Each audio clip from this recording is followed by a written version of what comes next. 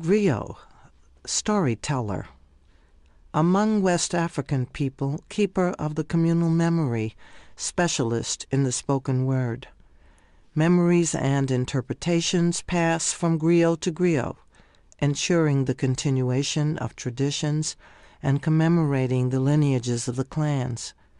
Griots survived the Middle Passage to America, guarding the memories of Africa and singing again of an old people now in a new land. I make my art in silence.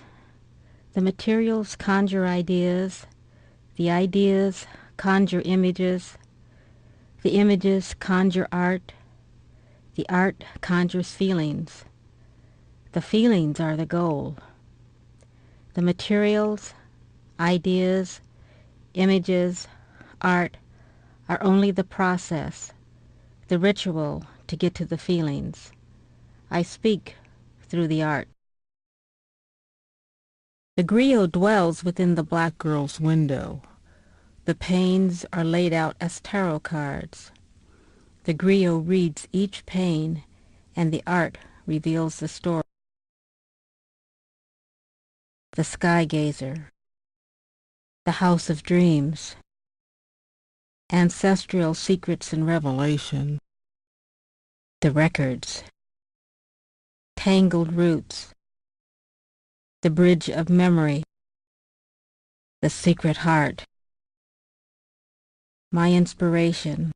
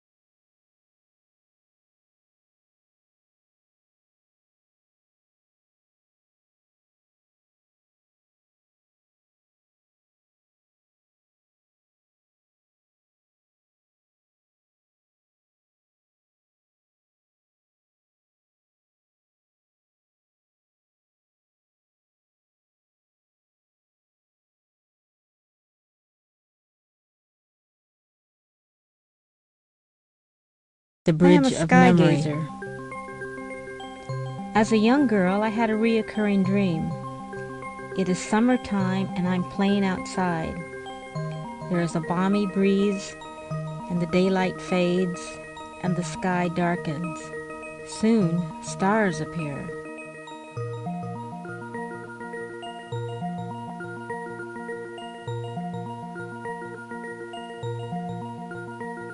I lie down on the warm sidewalk and stare up at the stars and the planets. I look for the constellations. Lines appear and connect the stars to form images and designs. Sometimes the lines change to form another image or design.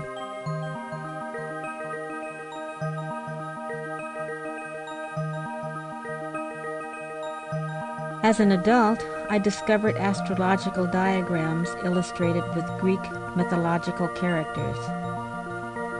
I began to use these images in my prints and drawings, and later in my assemblages. My work developed into installation art, and I often used boats. The celestial sky, a painting on silk of the characters of the constellations, formed a canopy over the boat and served as a navigational chart.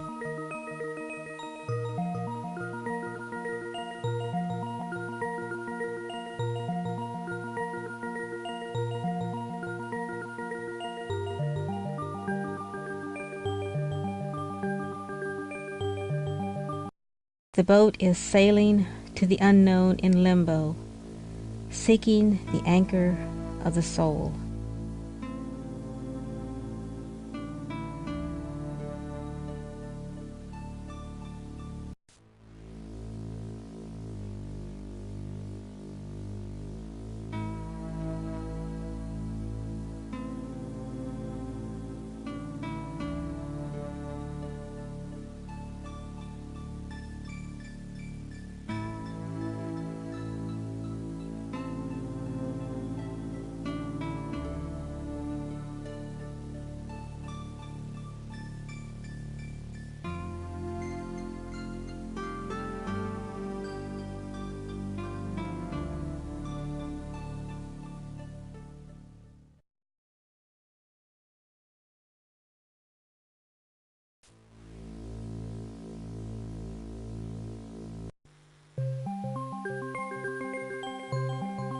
The forced diaspora sails into troubled waters.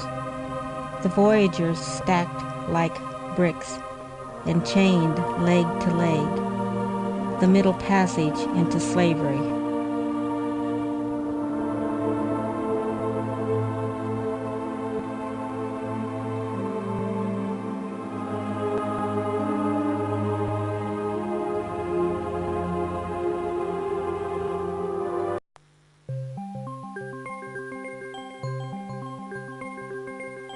Boats symbolize voyages, dreams, and destinations, guided by the ancient symbol for the new moon, guarded by the all-seeing eyes.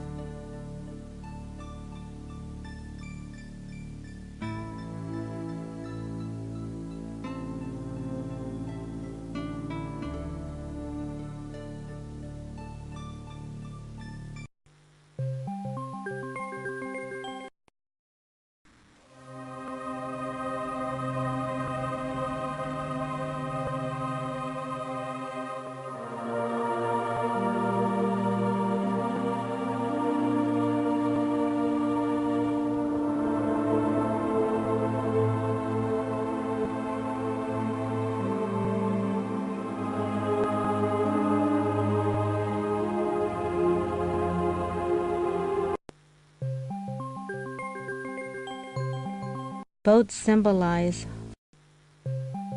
With a pack on my shoulder, canoe in the water, and hope in the air, I start out. Wind whistling, paddle dipping, ripples expanding to nowhere. In the dark, weaving through shadows, sleeping in woods. Where am I? Where am I? A journey through darkness, through time and through life, a ritual journey.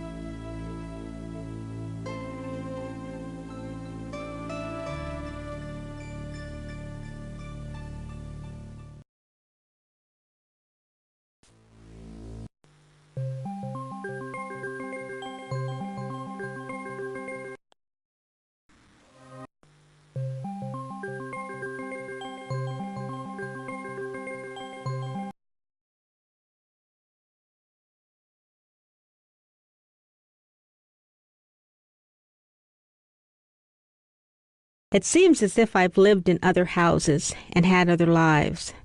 Houses that are strangely familiar, yet curiously strange. I used to dream a lot about the houses in my past, vaguely remembered rooms of my childhood. Sometimes I dream about my grandmother's house. I walk around the old frame house, through the overgrown gardens, rediscovering familiar flowers, the hollyhocks, the Jupiter's beard, the patch of freesias, the geraniums, the rambling roses. I recall the faded wallpaper, the worn quilts, the dusty back porch, the bright sun porch, the musty closets.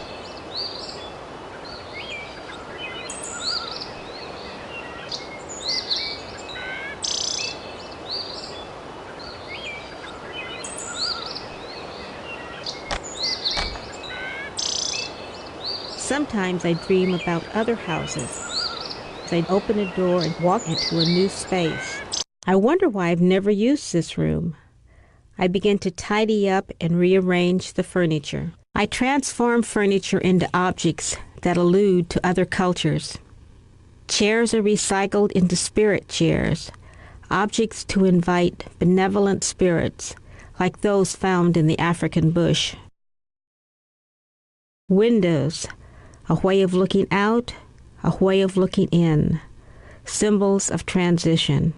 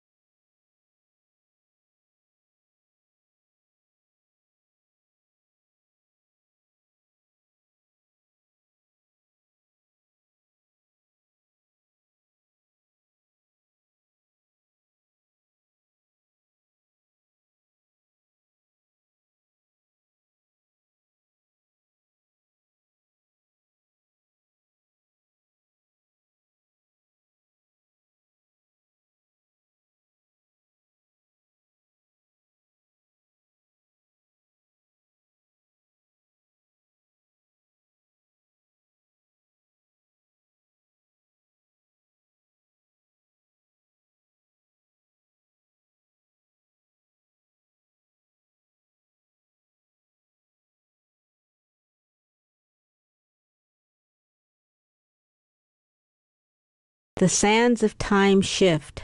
Time is concealed, and time is revealed.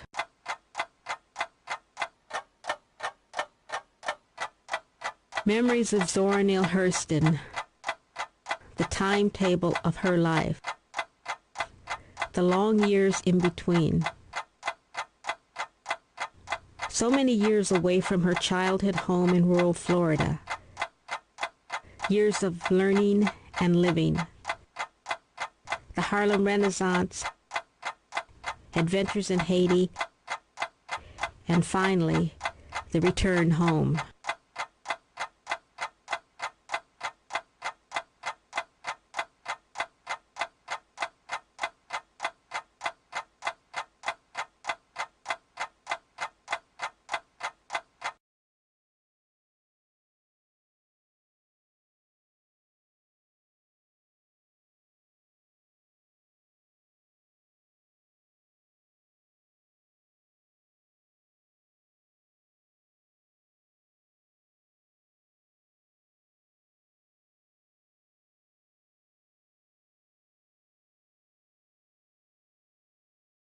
Sometimes I open a door into a strange and scary room. I feel a sense of danger and need courage to enter.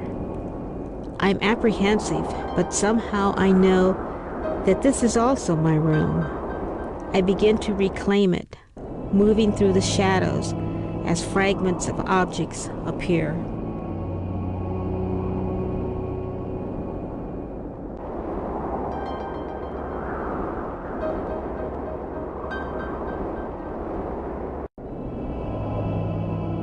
Tables painted, decorated, stacked, and covered with objects, ordinary and exotic, suggesting altar-like sculptures of unknown ancient rituals.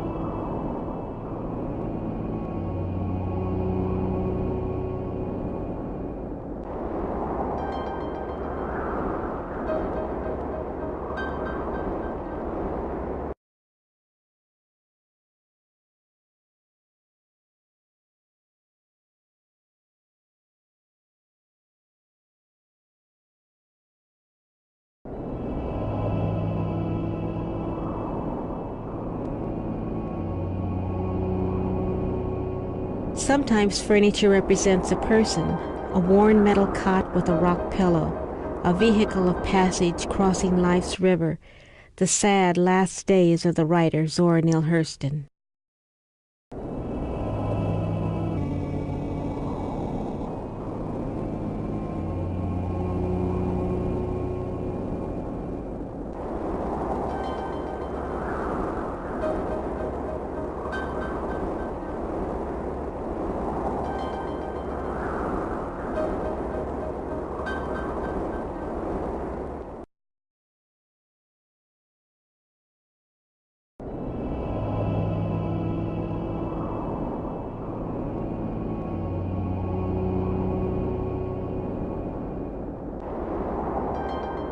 Beyond the mist, I'm aware of another room.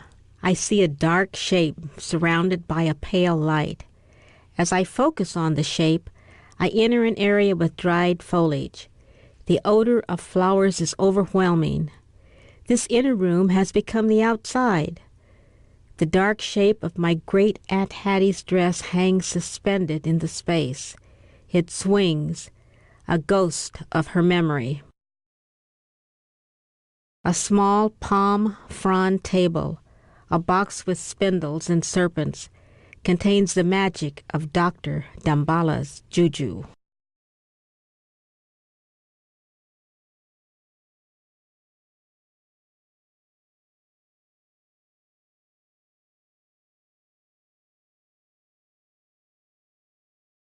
I see my shadow on the wall. In my solitude, I am reading.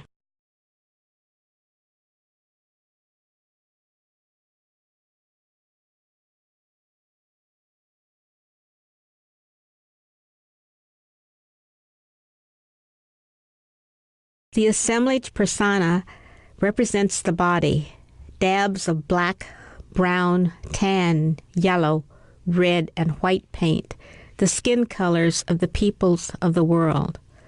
The drawers reveal eyes, teeth, the heart, bottles of body fluids, blood and urine,